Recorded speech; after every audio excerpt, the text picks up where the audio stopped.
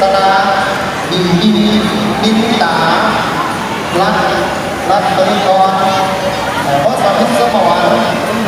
จะเป็นของไอเต็กเราได้ใบประกาศส่วนของเราก็ออกมาเดี๋ยวส่วนผู้ที่เขาได้ใบประกาศแดงแล้วจะไปเอาอยู่เหนียวเลยเด้ออาจารย์ทำมือหมดแล้วและส่วนผู้ได้ใบประกาศแดงนี่แม่อาจารย์จะบอกได้เลยเนาะเราได้ใบประกาศ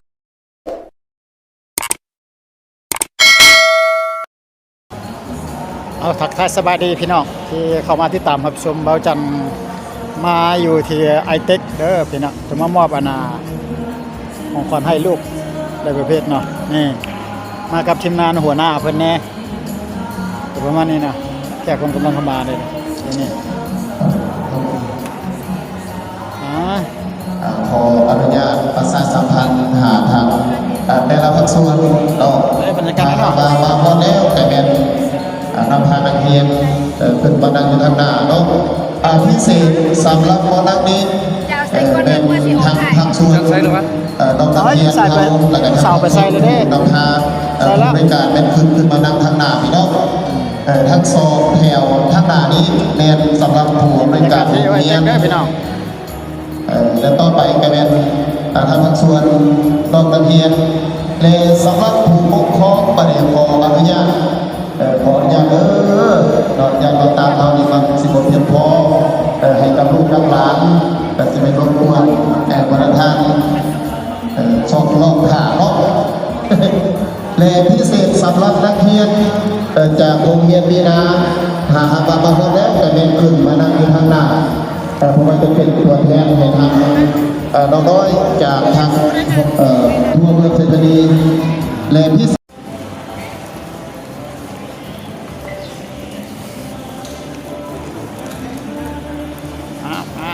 พี่น้อง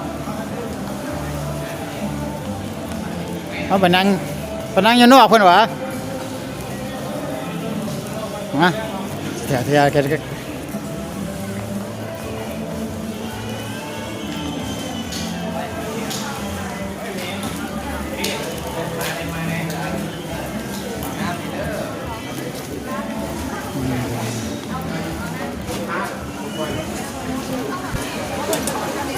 ในบรรยากาศทางนอกนั่นมาโอ้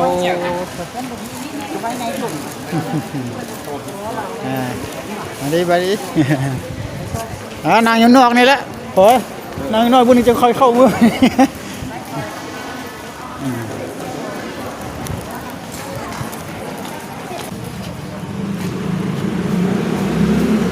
อันนี้สถานเทบอลจอดรถนอนนี่เนาะ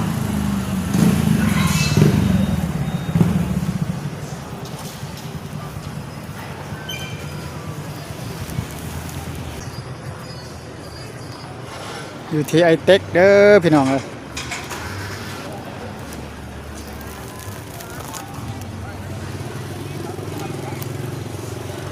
เอาไปเนาะอยู่ประตูใหญ่วันทางเข่าเด้อขันผู้ใดเขาประตูน้อยก็สิเป็นผู้เย็นบนเพิ่นทำแค่เป็นทางคณะหับที่สอบจากทางทีมงานของการศึกษาที่การในกีฬาเมืองโดยเฉพาะการในทีมงานงานบริหารตามกับเต็มตั้งของทางบริหารการสั้นๆครับผู้ปกครองนักเรียนผู้ปกครองนักเรียนเป็นอยู่ทางเมืองเห็นมาครับใบประกาศนี่นะอยู่ส่วนชุดนี้อยู่ที่สถานที่ไอเต็กบอลโลกจันทร์พี่น้องในสำหรับผู้บริหารโรงเรียนโดยทั้งผู้บริการโรงเรียนกันนั้นขึ้นมาสองแถวทางหน้าสองแถวทางด้านหน้า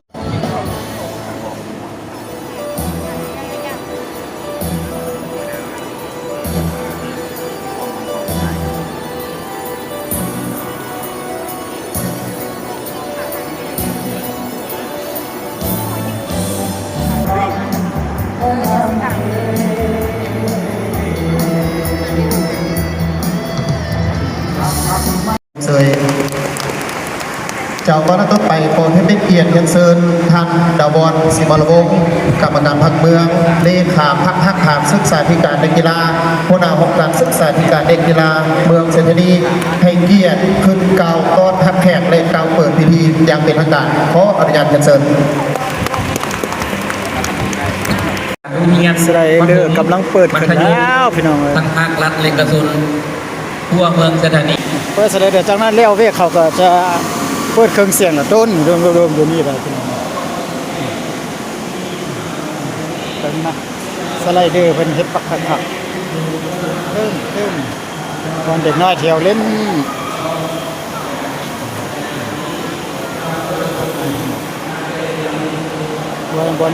บนกินอาหารประหยัดเข้าไปกินอยู่หั่นเลย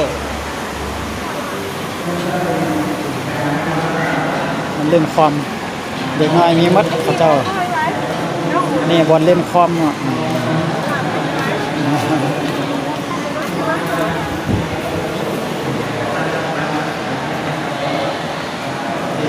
รถไฟฟ้า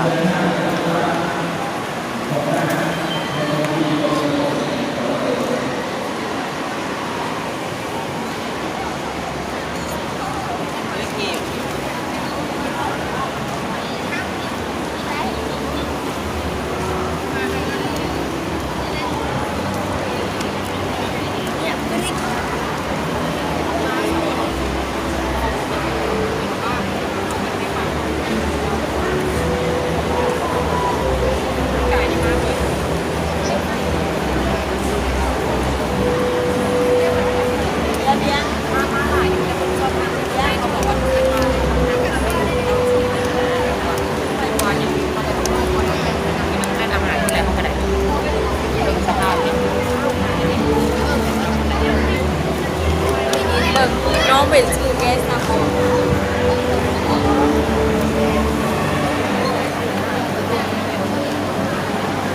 นักเรียนทูเมืองไซธานีพี่น้องเจ้ามาหลาย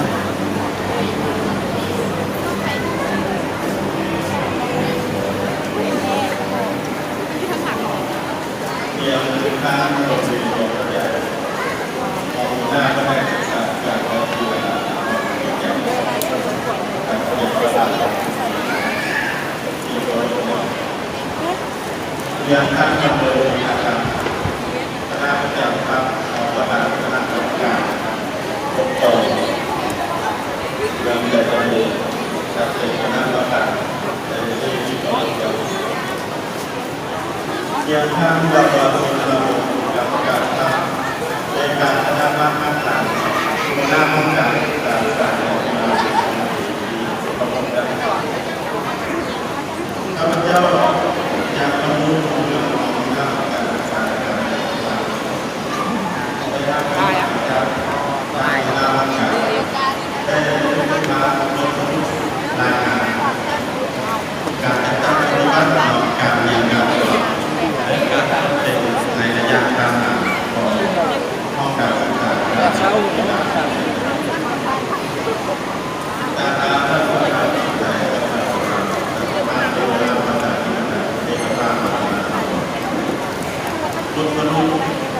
คนการต้องเป็นเรื่องการจบการประถมและมัธยมตอนต้นร่วมกันแต่โชคเพียงสามารถเราหลังจากครับเดี๋ยวถอยลงมาลุงเนาะเจ้าก็ไปประกาศศักยภาพยกสัตว์ปฐมป .5 และมัธยมตอนต้นป .4 ขออนุญาตเชิญ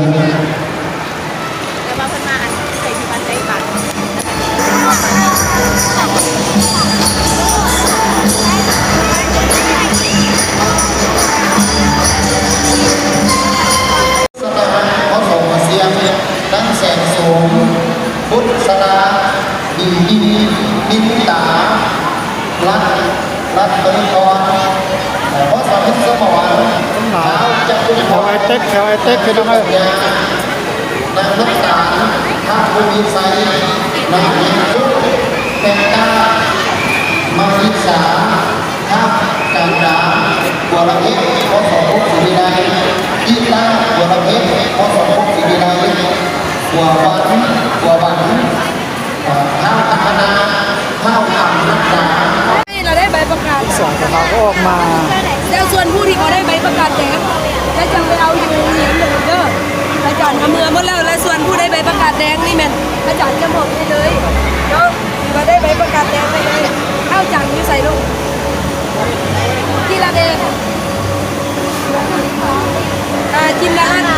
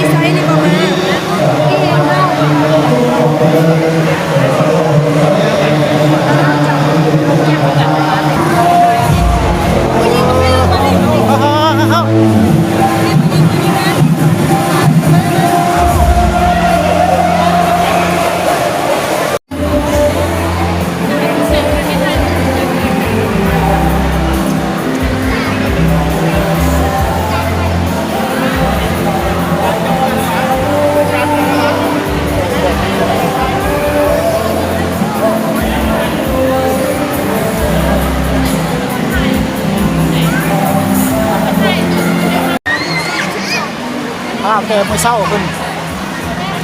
เขาจะกลับเรือนก่อนพี่น้องเอ้ยเอามาท่าโดนละพอกันต่อไปคนบาง ก็เป็นขนมโอ้โหไข่โอ้โหแป้งคือเปล่า